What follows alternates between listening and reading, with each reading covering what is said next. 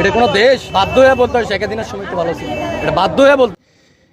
এই যে দিনের পর দিন রাস্তা বন্ধ করে কিছু টোকাই শ্রেণীর আন্দোলনকারী সাধারণ মানুষের চলাচলে ব্যাঘাত ঘটাচ্ছে, সরকার কি এটা দেখে না, নাকি দেখেও না দেখার ভান করছে?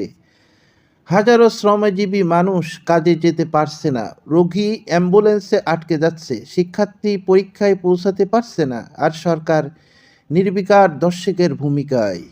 এই সরকার কি জনগণের জন্য নাকি বিশৃঙ্খলাকারীদের জন্য, যারা রাস্তায় বসে সাধারণ মানুষকে জিম্মি করে দাবি আদায় করতে চায়? তারা আন্দোলনকারী নয়, তারা রাষ্ট্রীয় শৃঙ্খলার শত্রু। আর সরকার যদি এই দৃশ্য দেখে চুপ থাকে, তাহলে প্রশ্ন উঠবেই, এই অযোগ্য অথর্ব সরকারকে বসিয়েছে কে? এরা কি দেশ চালাতে এসেছে নাকি দেশে লুটপাট করতে এসেছে?